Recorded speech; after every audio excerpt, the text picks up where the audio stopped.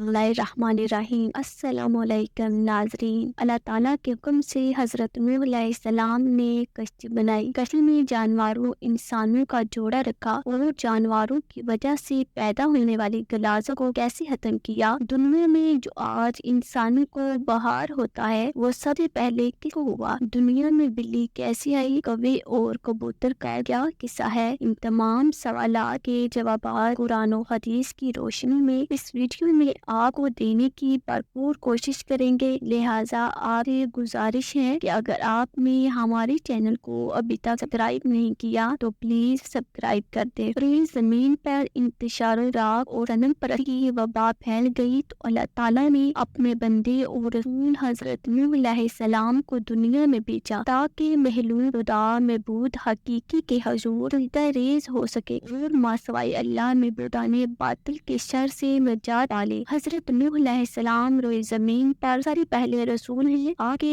अव्वल रसूल होने की तायद बुखारी और मुस्लिम की रवायतें साबित होती है। अल्लाह तबारक ताला ने जब हजरत नूह अलैहिस्सलाम को मनसब रसालत से नवाजा, इस वक्त बुत परस्ती महजब की शक्ल इख्तियार कर चुकी थी। आपने कौम को इबादत इलाही की दावत दी और फरमाया कि अल्लाह वाहिद शरीक के सिवा किसी की इबादत ना करो। बुत तस्वीरें और सरकशों को पूजना शिरक है। इनको छोड़कर वाहिद शरीक रब्बुल आलमीन की वहदनीयत का इतराफ करें। इसी के हजूर सर प्रस्तुत हो जाओ। इसके सिवा ना कोई मबूद है और न ही कोई पालने वाला। जब हजरत नूह अलैहिस्सलाम कौम की इस्लाह और फलाह से मायूस हो गए, इन्होंने देख लिया इनके लिए भलाई की कोई रात बाकी नहीं रही और कौम में भी कोल फेल से अजीज तकलीफ और तकजीब का हर तीर आजमा लिया है। तो हजरत नूह अलैहिस्सलाम कौम से मायूस होकर बारगाह इलाही में फरियाद करने लगे। जब हजरत नूह अलैहिस्सलाम ने अर्ज की, ऐ मेरे रब, मेरी कौम में जितलाया है तो मुझ में और इनमें फैसला कर दे और मुझे और मेरे साथ वाले मुसलमानों को निजात दे। अर्ज की है, मेरे रब मेरी मदद फरमा इस पर कि इन्होंने जितलाया है। हजरत नूह अलैहिस्सलाम ने अर्ज की, ऐ मेरे रब, जमीन पर काफिर में कोई बसने वाला ना छोड़। बेशक अगर वो इन्हें रहने देगा तो तेरे बंदों को गुमराह कर देंगे और इनकी औलाद भी काफिर होगी और इनके नबी अलैहिस्सलाम की बद्दुआ के नतीजे में इनकी अताएं जमा होकर इजाब इलाही की सूरत अता कर गई। तब अल्लाह ताला ने हुक्म दिया कि ऐसी बेनजीर कश्ती तैयार करो जिसे ज़माने आँख ने ता क़यामत न देखी हो और न देख सके। नुज़ुल इजाब से किबल ही अल्लाह ताला ने हुक्म फरमा दिया कि कश्ती में हिवानात एक एक जोड़ा हलाल जानवरों में से और दीगर एशिया कहीं पर सवार कर लो ताकि इनकी नस्ल बाकी रहे और इनके साथ अपने अहलिहाना को बाकी इनके जिन पर पहले हुक्म नाज़िल हो चुका यानी जो कुफर पर अड़े हुए हैं सवार कर लो। हर काफिर पर नजर अजाब इनका मुकद्दर बन चुका है। अजाब अजीम को देखकर मेरी बारगाह में कोई फरियाद न करना, अब वो जो चाहे करे, इन पर अजाब आकर रहेगा। प्यारे दोस्तों, जमीन पर बहार की इब्तिदा के बारे में ज़ैद बिन असलम अपने वालिद से रिवायत करते हैं कि नबी पाक सल्लल्लाहु अलैहि वसल्लम ने फरमाया कि जब हजरत नूह अलैहिस्सलाम ने हुक्म इलाही से हर जोड़े को कहीं में सवार कर लिया तो आगे साथियों ने अर्ज की कि हमारे साथ तो शेर भी है। शेर की मौजूदगी हमारे लिए दूसरे जानवरों के लिए अमन व ईमान का बायस कैसी होगी। तो अल्लाह ताला ने शेर को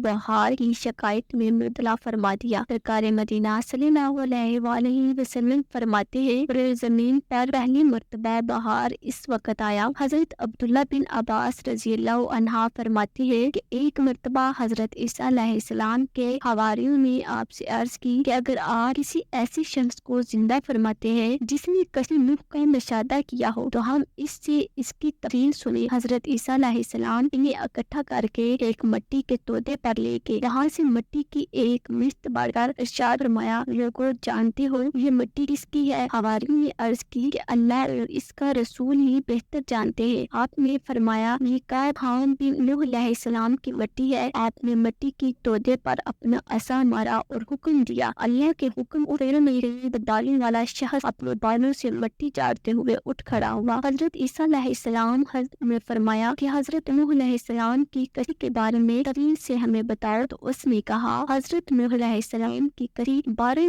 गज लंबी और 600 गज चौड़ी थी। कश्ती के 3 हिस्से थे। बलाई हिस्से में परिंदे, दरमियानी हिस्से में इंसान और نچلی حصے میں وحشی جانور اور دیگر جانور تھے۔ جب نچلی حصے میں جانوروں کے گردے کافی حد تک جمع ہو گئے تو حضرت نوح علیہ السلام کو وحی الہی کے ذریعے حکم ہوا کہ ہاتھی کی دل پکڑ کر جھنجھوڑو، آپ نے جھنجھوڑی تو وہاں سے خنزیر نر اور مادہ گر پڑے۔ خنزیر گرے ہی گلیزے کی طرف لگ رہے، پھر جب انہوں نے کڑی کے تہوں کو کاٹنا شروع کر دیا تو حکم ہوا کہ شیر کی آنکھوں کے درمیان مارو۔ جب نوح علیہ السلام نے مارا تو شیر کے نتھنی سے بلیوں کا جوڑا نکلا جو زمین پر جا پڑا۔ آپ نے مزید پوچھا کہ بتاؤ حضرت نوح علیہ السلام کو کیسے پتا چلا کہ سارا شہر غرق ہو چکے ہیں؟ تو اس نے تفصیل بتاتے ہوئے کہا کہ جب حضرت نوح علیہ السلام نے کوے کو بھیجا کہ زمین کی حالات معلوم کر کے آؤ، کوے نے جو ہی زمین پر مردار دیکھے تو ان کو نوچنے کے لیے ٹوٹ پڑا، تو حضرت نوح علیہ السلام نے